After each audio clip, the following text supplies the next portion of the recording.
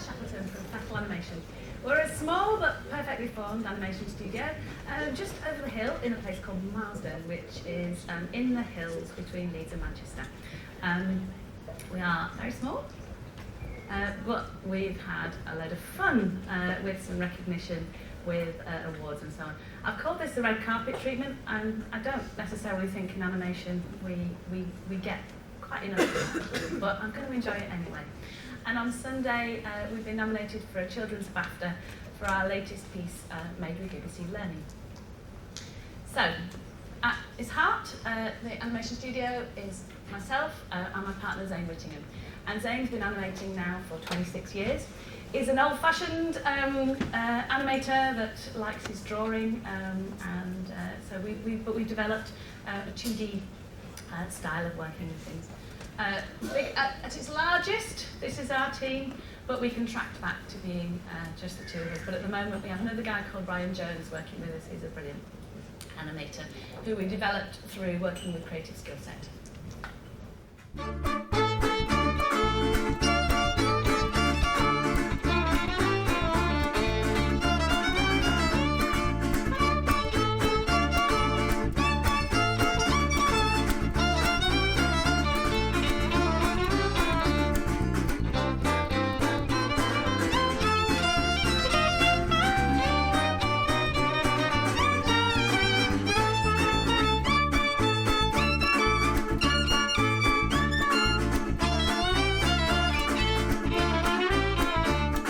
Zulu man is feeling blue, hair has heartbeat, a little tattoo. You love me and I love you, when we love is natural too. Well, I'm so very digga-digga-doo by nature, and if you don't say digga-digga to your mates, you're gonna lose a papa. So let the people smile. How can I be a virgin isle?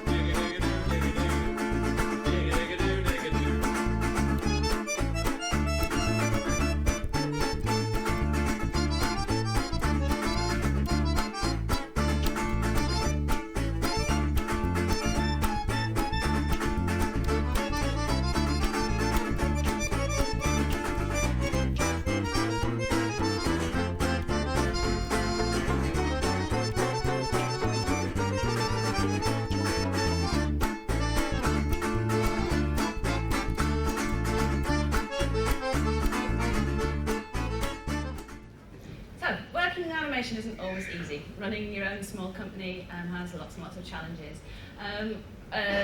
And small companies like ours need everybody's support where possible. We're finding now that with the economy as it is, the work we used to rely on from business is a lot less and a lot harder to come by. And budgets are getting squeezed. I don't think I've ever been in a profession where you get better at it and people expect to pay less for your work. Very odd. So I think there's a lot that we can all do to come together to challenge some of the stuff. It's not all a magic button that's pushed. There are real people who deserve a living wage for what they do, and we all need to come together to try and do our bit for that. There's a lot of us competing in a very crowded marketplace, and we need to learn to differentiate ourselves, stand up for how we're all different and how there's not a one rate of money that fits all. But we all deserve a good wage for what we do. So awards are no substitute for a living wage, but they are a bit of fun. I would love to tell you that this is my yacht, but no, it isn't. And here's me and my mate Brad Pitt, of course, and my fine Photoshop skills. But hey, it's not that way. It's a lottery, like anything else, and there's a lot of brilliant work that's all put together, bunged into the same bag, and again, we are all different and we are all equally good. If you're lucky, this happens, but more likely, it's this one. But we're not second, are we? Because we're all good and we all need to stand together in this industry and stand up for what's good about all of us. But no matter whether you win or lose, if you sit back and wait for the phone to ring, you will always be frustrated. So what we've learned to do is to do what I'm doing now, Whatever your achievement is, you need to stand up and tell people about it. And that doesn't come easily to me. We're animators because we like to be behind the screen, not in front of it, but needs must. And we've done a lot of work with Creative Skill Set through their company co-investment program, and they've helped us to really shape up our social media, our website, to work with a brilliant PR lady, and it's that whole thing about it's not how good you are, but it's how good other people say you are. So you have to get out there and keep telling people the good stuff that you do. So we made our name with a series called Children of the Holocaust, where we animated the stories of 6 World War II Holocaust survivors for BBC Learning, and gosh, have we worked it. I do remember the day the Nazis came to power. You started to hear noises that you hadn't heard before. It was really scary sometimes. When we heard the news, we knew something was going to happen. 1.5 million innocent children were killed during the Holocaust. I only know that I survived. I'll never forget what I went through. The world should never see that again. Quite a difficult subject to animate, but a really important one. And with the rise of all the far right and everything around the world now, I think it's really important to carry on telling the stories of that. Push another button. Here we go. So yes, we had to get our passport. Didn't even have one before we started on this. And we've had to get, BBC Learning own the rights to show it in the UK, but they shared with us the rights internationally. So we've had to get what we've done out there. So we've had a brilliant sales agent, a guy called Sidney Nate in Amsterdam from SND Films, who's got our stuff out there. And we managed to get on BBC 4 on Holocaust Memorial Day at 8 o'clock on BBC 4, which, unless you're The Simpsons or Family Guy, you never quite pull off in this country, so I'm very proud of that. We've done our share of festivals, went to a few of them, got flown out to Anima in Brussels, which was great. I've been around some of the other ones. We had lots of nominations, lots of sitting there applauding politely while other people won, which was a bit annoying to start with, but what I decided was it wasn't an expensive night out, it was a cheap advert, and that's the way to think about these things. We went to the BAFTAs 2 years ago and had a great time getting autographs from various Dick and Dom, who signed my autograph book with the word bogies, which was good. But then we started to win. We won at Sanford St Martin's Award, and we won at the Royal Television Society Awards. And what I'm particularly proud of is that our Holocaust survivors have been with us every step of the way, and you can see them there, proud as punch, ready to burst. When their stories haven't been told for so long, to have that public recognition for them was absolutely amazing. And we've got our little trophy cabinet in the studio now, which when times get bad we go and have a good look at and remind ourselves of just how good we are. Then we had a wonderful surprise. We won an award in the post. We got a letter from the Japan Prize saying they didn't give us a main award, but they decided to give us a special extra one. So that was great. So we've since turned our series into a graphic novel, which has been published by Franklin Watts and Hachette Children's Book Group. And even that's getting nominated for awards, so that's great. And again, it shows the importance of dealing with an important subject. We had to change the title, but yeah, that's out there, available on Amazon and all good bookshops. And again, bless them, they're just wonderful people.